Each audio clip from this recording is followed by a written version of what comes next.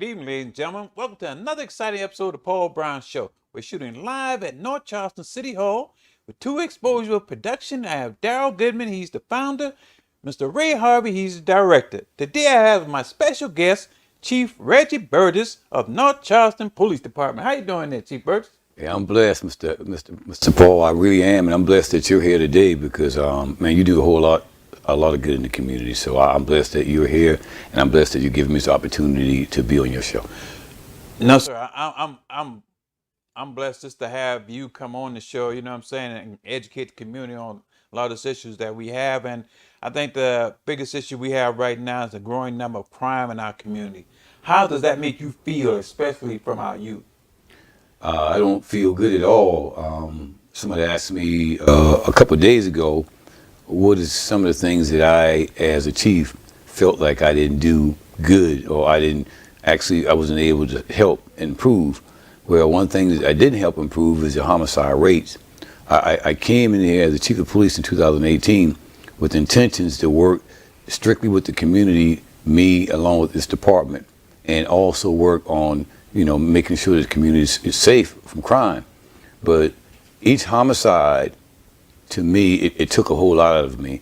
So that's the thing that I wanted to do, is not to have any homicides. And I know that this world is not perfect, but when it comes to people losing their lives, I want to be perfect in that. I don't want anybody to lose their life, in that manner. I think this is a big issue because, you know what I'm saying, we got people in our society being killed just for no reason, you know what I mean? And it's an issue, and I know a lot of people watch like movies and TV shows and they feel like these bad guys get away with the crime. But in reality, what are your chances of not getting caught, especially with today's technology? Almost none. I mean, even though we have some cold cases, we have cases that haven't been solved. As a matter of fact, my nephew was shot and killed in 2010 in the neighborhood I grew up in, Union Heights area, and that's my blood, and that's my oldest brother's son, and we hadn't solved that case. But there's not a perfect case. There's not a perfect crime. There's something or somebody out there that knows what happened to somebody's loved one who was killed, and we just have to find that person. Or when that witness or a potential witness gets information, they need to share it with law enforcement so that we can bring that person who's responsible for that crime, bring them in and charge them accordingly, and then also to help the family with closure. So that it's not a perfect situation, but it's going on, and we don't like, we dislike victimization, because whenever you victimize somebody in the city of North Charleston, I take it personal.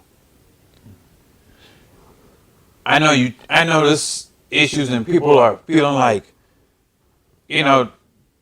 this is a joke, and this is real. When you describe that feeling when you have to go to those families' house after their loved one has been killed, going to the store. It's not a good feeling. I mean, it's a feeling that I can actually pull out of my mind every day. I can basically tell you some of the families' names, where they reside at, the communities that they're from, and most all of them, I can tell you exactly what happened to their loved one.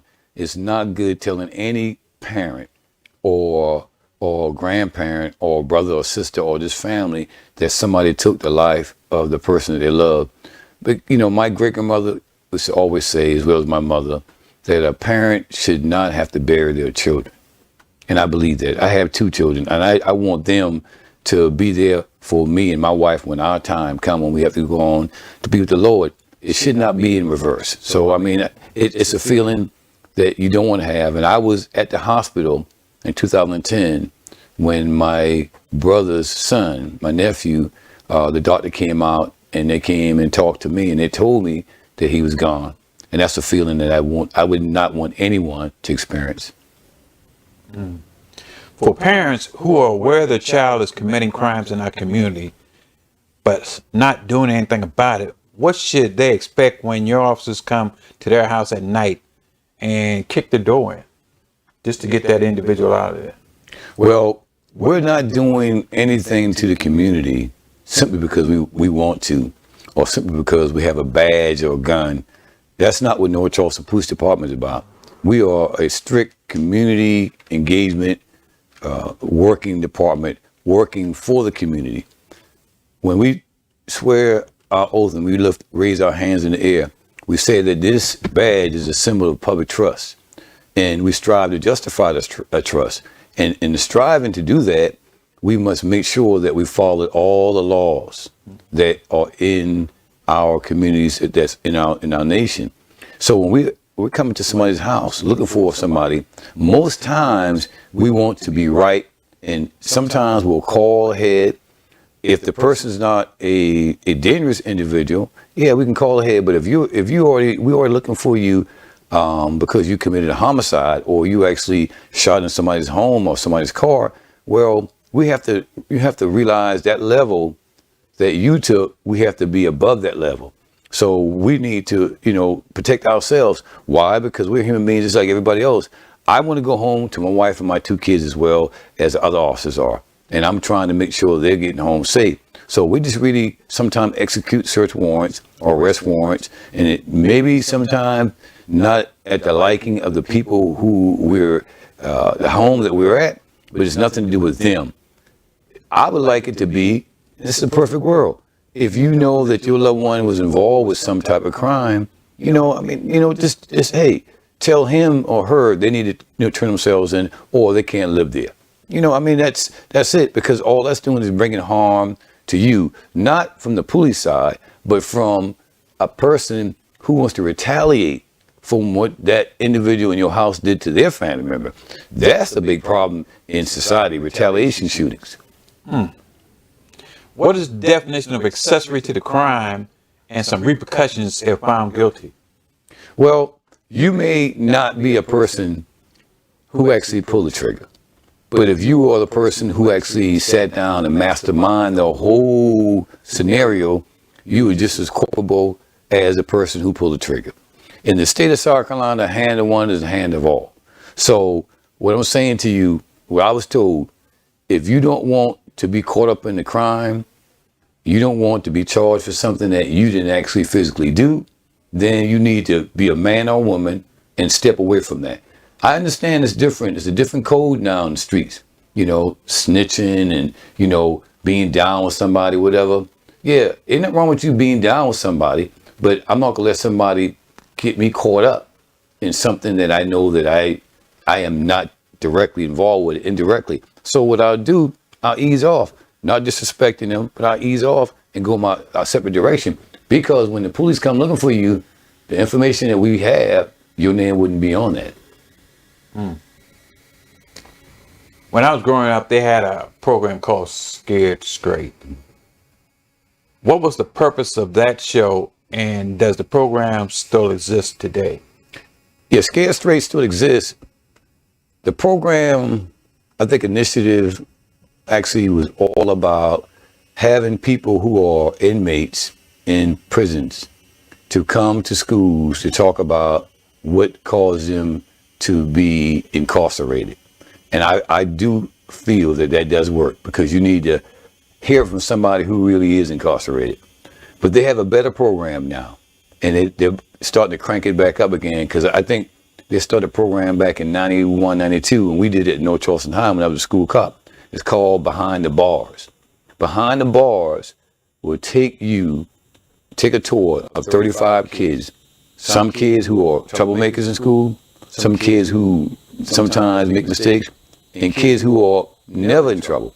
You take a wide variety of kids to the prisons, lock them in there for 2.5 hours. The inmates take them on a tour. You actually go, you take a tour to where the inmates sleep at every night, the cell, where they eat at every day, where they take showers at, and where they walk in the areas where they do physical fitness.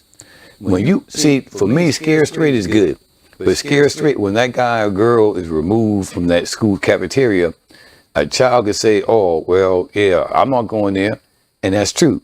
But if a child goes to a prison and see how that life is inside, that changes their perception of, man, this is the worst I ever seen a human being live. And the whole mindset to behind the bars is do not come back. That's what it is. Do not come back here. You come on the tour, but don't come back in any other kind of way. Okay, you've been in court, Chief, for many cases. Describe that feeling when the criminal life is being determined by a judge and 12 jurors. Well, to me, being an American, living under the Constitution, I believe that it's a fair way of actually handling cases. Sometimes it's unfair because the information that's provided to the judge and the jury may be untrue or it may be embellished. And I think that can hurt you. But if you commit a crime in this nation, and I believe that the folks who wrote the Constitution, I believe that they felt having a due process where you have to go through a case to be actually convicted and proven that you're guilty is a good process. Sometimes the process doesn't really apply to some of the charges because things can be manipulated, but I think overall it's a good system. But I've been in city court, I've been in state court, and I've been in the federal courts. And all three of those layers are put together to deal with crime. And if you are a criminal and they can prove it, then you're going to have to pay your dues to society. So I think it's fair, but it does hurt me sometimes to see young people lives thrown away for in state court, well, especially city court, they give you days. I think they can probably go up to a year, maybe or less. In state court, they can give you years and years and life. But the federal court, when they sentence you to months. And I've been there when a mother was sitting there, and that's another thing.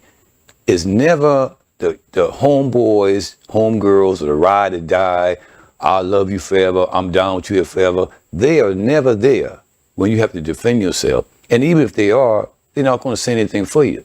But it seems to me, going on my 34 years, what is very consistent is the parents. The parents and the family is always there.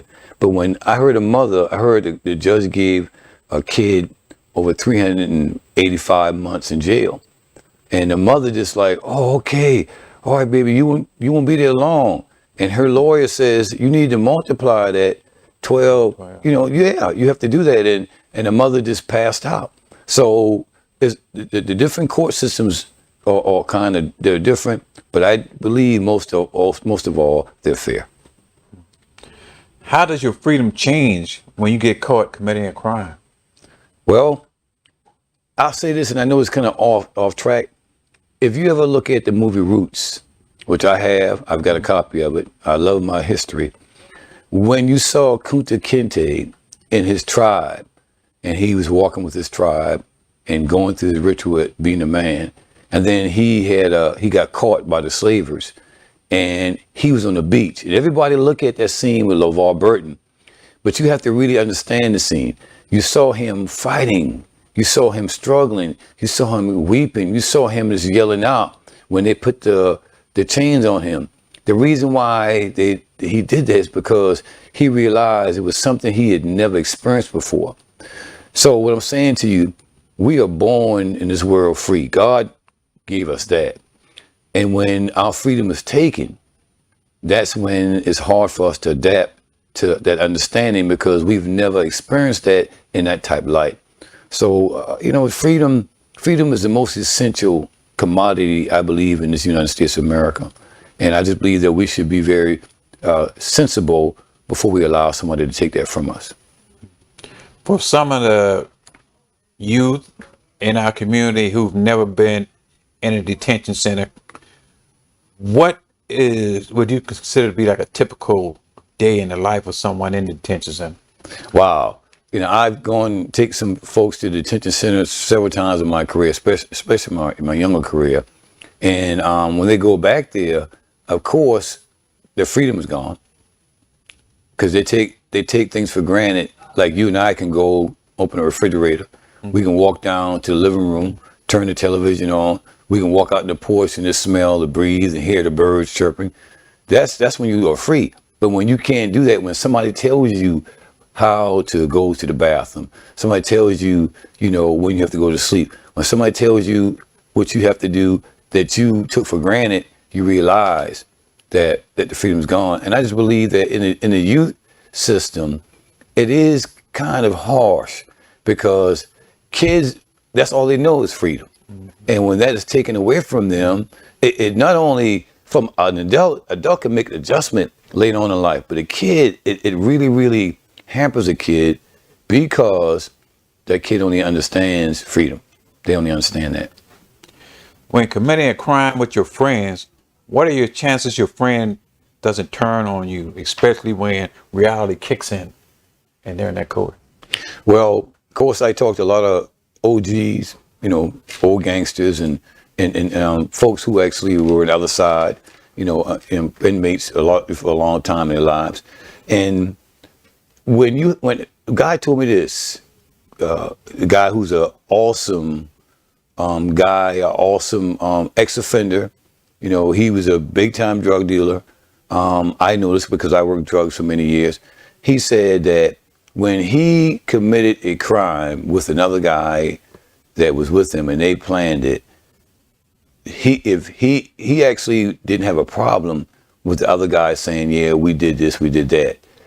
He had a problem with the other guy saying that he did it all and the other guy did not do anything. And he felt that that's snitching. He doesn't feel that if a person did something wrong, and they did something wrong and you didn't have anything to do with it, he doesn't have a problem with you telling the authorities that they did something wrong. So when you ask a question about that type scenario, to me, it's first off, you shouldn't be involved in any criminal activity in the first place.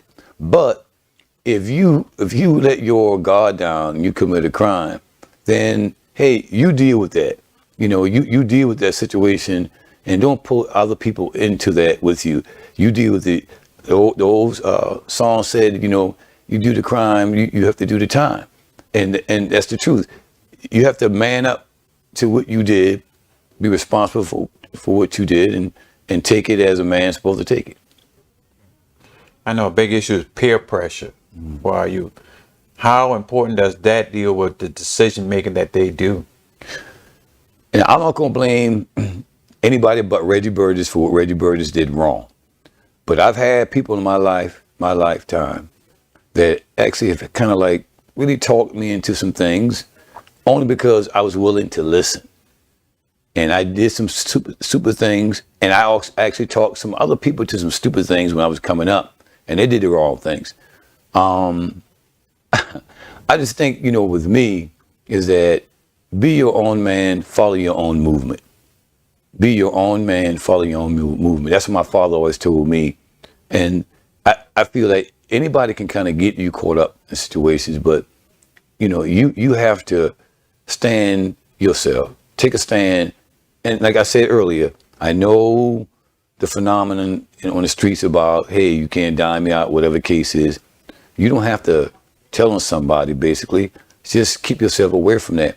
But if you weren't involved with something and somebody says that you were, then you need to prove that you weren't.